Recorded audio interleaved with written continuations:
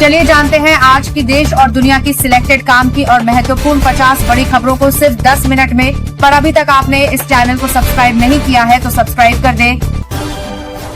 दोस्तों, परेड में राहुल गांधी और मल्लिकार्जुन खड़गे को तीसरी पंक्ति में बैठाने पर हंगामा मच गया है। कांग्रेस ने इसे लोकतंत्र और विपक्ष का अपमान बताया है। वहीं भाजपा ने कहा कि ये सब प्रोटोकॉल के मुताबिक हुआ है। बीजेपी बोली कांग्रेस को सिर्फ पद और परिवार की फिक्र है। अब दोनों दलों में बयानबाजी तेज हो गई है। सोशल मीडिया पर भी ये मुद्दा खूब ट्रेंड कर रहा है। सरकार ने ग्रामीण रोजगार के लिए नया कानून लॉन्च किया है, विकसित भारत गारंटी फॉर रोजगार ग्राम। अब मजदूरों को 100 नहीं बल्कि 125 दिन काम मिलेगा। विपक्ष ने आरोप लगाया कि यह मनरेगा को कमजोर करने की साजिश है। आलोचकों ने इसे मजदूरों के हक मारने वाला बताया है। सरकार का दावा है कि इससे ग्रामीण भारत को ताकत मिलेगी। गांवों में इस पर जबरदस्त चर्चा शुरू हो गई है। राहुल गांधी के गामोसा न पहनने पर नया विवाद खड़ा हो गया है। भाजपा ने कहा कि उन्होंने असम और पूर्वोत्तर का अपमान किया है। कांग्रेस ने जवाब दिया कि ये भाजपा की ओछी राजनीति है। दोनों पार्टियों के बीच तीखी बहस छिड़ी हुई है। सोशल मीडिया पर भी यूजर्स दो गुटों में बंट गए हैं। कई लोग कह रहे हैं हर चीज में राजनीति क्यों।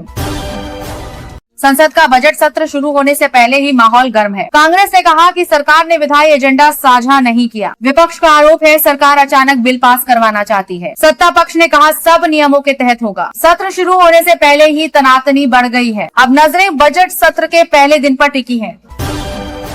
यूरोपीय काउंसिल के अध्यक्ष एंटोनियो कोस्टा भारत के दौरे पर हैं। पीएम मोदी ने उन्हें लिस्बन का गांधी बताया। दोनों नेताओं ने रिश्ते और व्यापार मजबूत करने पर चर्चा की। 2030 तक भारत यूरोप संबंधों को नई ऊंचाइयों पर ले जाने की बात हुई। कोस्टा ने भारत की प्रगति की तारीफ की। मुलाकात के बाद दोनों देशों ने संयुक्त बयान जारी किया। अखिलेश यादव और ममता बनर्जी की मुलाकात ने सियासत में हलचल मचा दी है। अखिलेश ने कहा बंगाल चुनावों में टीएमसी को पूरा समर्थन देंगे। उन्होंने कहा दीदी ने ईडी को हराया, अब भाजपा को हराएंगी। दोनों ने भाजपा विरोधी एकता पर रणनीति बनाई। बैठक के बाद गठबंधन की संभावनाएं बढ़ी हैं। विपक्षी खेमे में इस मुलाकात को लेकर उत्साह है।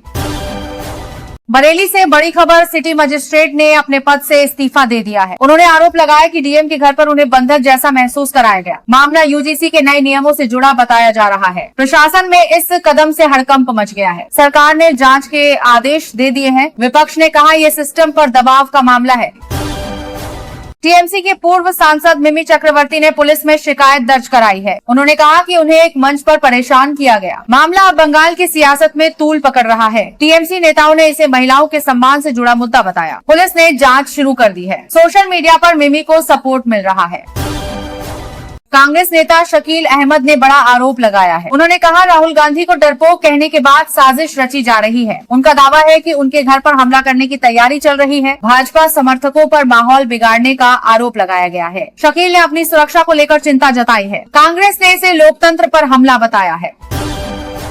कश्मीर के पहलगाम में सेना का एक जवान बारूदी सुरंग विस्फोट में घायल हो गया। विस्फोट एलओसी के पास हुआ, जिसके बाद इलाके में सर्च ऑपरेशन तेज कर दिया गया। सेना ने पूरे इलाके को घेर लिया है। सुरक्षा बलों ने कहा आतंकी गतिविधियों पर निगरानी बढ़ाई जा रही है। घायल जवान को इलाज के लिए एयरलिफ्ट किया गया है। इलाके में तनाव का माहौल बना हुआ है।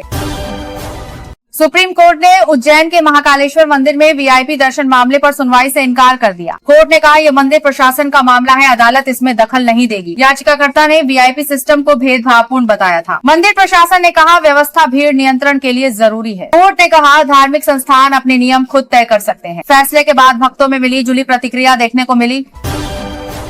भारत ने फिर एक बार अंतर्राष्ट्रीय मंच पर पाकिस्तान को लताड़ा है। विदेश मंत्रालय ने कहा कि आतंकवाद को राज्य नीति बनाना अब सामान्य नहीं चलेगा। भारत ने चेतावनी दी, आतंक का जवाब हर मोर्चे पर दिया जाएगा। पाकिस्तान के नेताओं की बयानबाजी पर भी भारत ने कड़ा विरोध जताया। कहा झूठ और प्रोपेगेंडा से कोई फायदा नहीं होगा। विदेश नीति के मोर्चे पर भारत का रुख सख्त बना हुआ है। पद्मश्री पुरस्कारों को लेकर एक नए बयान ने विवाद खड़ा कर दिया है। एक विजेता ने गाय के गोबर और मूत्र को वैज्ञानिक बताया। सोशल मीडिया पर इस पर जबरदस्त बहस छिड़ गई है। हालांकि आईआईटी मद्रास के डायरेक्टर ने उनका समर्थन किया है। उन्होंने कहा हमें औपनिवेशिक मानसिकता से बाहर आना होगा। लोगों की राय इस पर दो हिस्सों में बंटी हुई है। जस्टिस वर्मा के खिलाफ महाभियोग की प्रक्रिया तेज हो गई है। कानून मंत्री ने कहा कि सरकार जांच पैनल की रिपोर्ट का इंतजार कर रही है। ये मामला न्यायपालिका और सरकार के बीच टकराव का रूप ले सकता है। विपक्ष ने कहा सरकार न्यायिक स्वतंत्रता पर हमला कर रही है। कानूनी विशेषज्ञों ने भी इस पर चिंता जताई है। देश भर में ये मुद्दा चर्चा का विषय बन गया है। यूजीसी के नए आरक्षण नियमों को सुप्रीम कोर्ट में चुनौती दी गई है। याचिका में पूछा गया आरक्षण सिर्फ एससी, एसटी और ओबीसी तक ही क्यों सीमित है। छात्र संगठनों ने इसे असमानता का मामला बताया है। सरकार ने कहा नियम संविधान के अनुरूप है। कोर्ट ने फिलहाल सरकार से जवाब मांगा है। शिक्षा जगत में ये मुद्दा गर्म है। प्रधानमंत्री मोदी ने कहा भारत के ऊर्जा सेक्टर में $500 अरब का निवेश आने वाला है। उन्होंने विदेशी निवेशकों को भारत में निवेश का निमंत्रण दिया। सरकार का लक्ष्य है नई नौकरियां और हरित ऊर्जा को बढ़ावा देना। एनर्जी कंपनियों ने भी निवेश में रुचि दिखाई है। पीएम ने कहा भारत अब क्लीन एनर्जी का ग्लोबल लीडर बनेगा। घरेलू बाजार में भी ऊर्जा क्षेत्र में हलचल दिख रही है।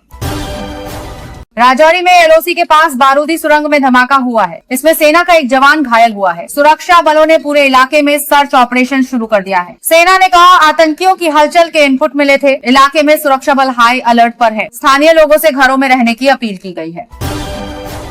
देश भर में आज बैंक कर्मचारियों की हड़ताल से कामकाज ठप पड़ा। यूएफपीयू ने 5 डे वर्क वीक की मांग को लेकर प्रदर्शन किया। एसबीआई समेत कई सरकारी बैंकों में कामकाज प्रभावित हुआ। प्राइवेट बैंक खुले रहे लेकिन भीड़ वहां भी दिखी। कर्मचारियों ने कहा लगातार ओवरटाइम से थक। सरकार ने बातचीत का भरोसा दिलाया है।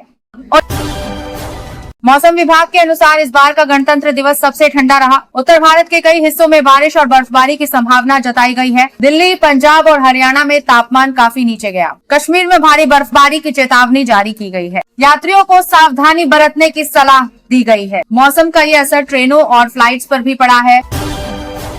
फ्रांस की संसद ने सोशल मीडिया को लेकर ऐतिहासिक फैसला लिया है। अब 15 साल से कम उम्र के बच्चे सोशल मीडिया नहीं चला सकेंगे। कानून का उल्लंघन करने पर कंपनियों को भारी जुर्माना देना होगा। ये दुनिया का पहला इतना सख्त डिजिटल सेफ्टी कानून है। फ्रांस ने कहा बच्चों की मेंटल हेल्थ हमारी प्राथमिकता है। दूसरे यूरोपीय देश भी इस फैसले पर विचार कर रहे हैं। एक राष्ट्रीय स्वास्थ्य स्टडी में चौंकाने वाला खुलासा हुआ है। कोविड महामारी के बाद भारत में मृत बच्चे के जन्म यानी स्टिल बर्थ के मामले 44% बढ़ गए हैं। डॉक्टरों ने इसे बेहद गंभीर बताया है। रिपोर्ट में कहा गया कि गर्भवती महिलाओं में मानसिक तनाव बड़ा कारण रहा। सरकार ने इस पर नई हेल्थ पॉलिसी बनाने की बात कही है। स्वास्थ्य मंत्रालय ने जाँच के आदेश जारी कर दिए हैं।